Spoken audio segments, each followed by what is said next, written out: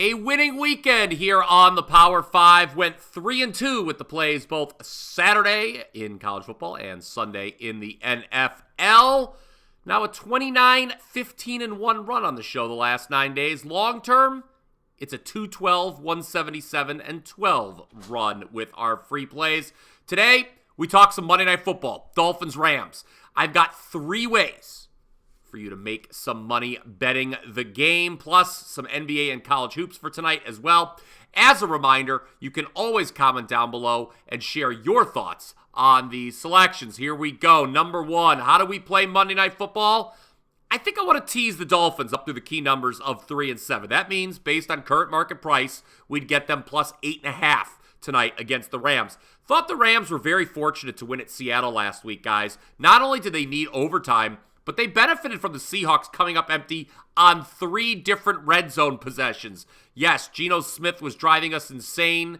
Those of us who were on the Seahawks, luckily I was on the Seahawks in a teaser, which still covered. Of course, the big play for the Rams last week was a 103-yard interception return for a touchdown. Rams still outgained in that contest, 424 to 366. Meanwhile, the Dolphins actually outgained the Bills 373 to 325 last week in a 30-27 loss. Yes, I know the Rams have won 3 in a row, while Miami has lost 3 in a row. But all 3 Dolphins losses have been by 6 points or fewer. Conversely, the Rams have just 1 win by more than 6 points all season, and that required a late safety to make it a 10-point final margin.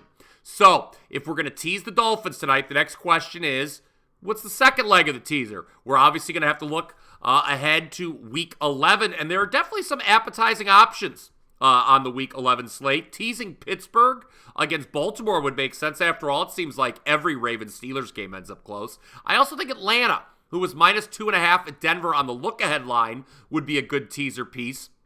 The Falcons are now plus 1.5 at Denver. That's how the line reopened, so we could tease them through 3 and 7 as well. But I say let's have some fun and tease the Dolphins with the Dolphins. Yes, the Dolphins are minus 7 next week at home versus the Raiders, so we could tease them down to minus 1. I think they're definitely going to beat the sorry Raiders, who I have power rated as a bottom 3 team in the league. So it's a double Dolphins teaser for you. Plus 8.5 tonight versus the Rams and minus 1 next week versus the Raiders. We're buying low on Miami, guys.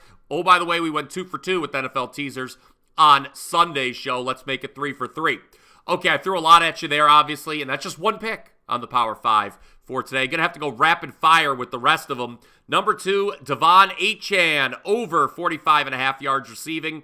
He has cleared this number in all 4 games that Tua has started this season.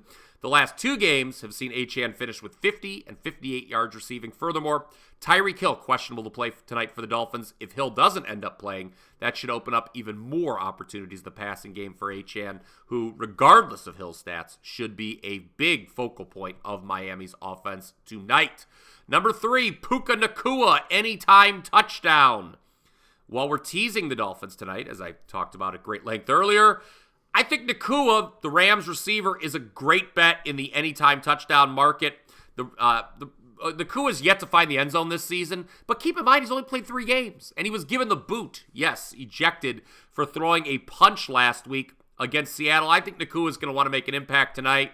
Looking at the numbers, he's better against zone coverage, which is what Miami primarily runs on defense, than is Cooper Kupp. So I like Nacua to score his first touchdown of the season tonight. He's plus 130 to do so. Number 4, let's move to the NBA. San Antonio Spurs plus 1.5 versus the Sacramento Kings. The Kings are on the second night of a back-to-back after winning an overtime game in Phoenix on Sunday. That was a big win for Sacramento, obviously, snapping the Suns' 7-game win streak.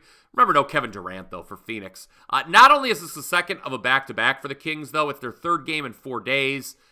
San Antonio, they did not play yesterday, and they're going to be looking to atone for an embarrassing loss here at home to Utah. That was on Friday by a single point, 111-110. Some positive takeaways for the Spurs, though, from that loss. Victor Wembanyama went for 24 points, 16 rebounds, and 7 blocks. Also, Devin Vassell made his season debut and scored 18. It's a bit of a revenge spot for San Antonio as well. They lost all 3 meetings with the Kings last season.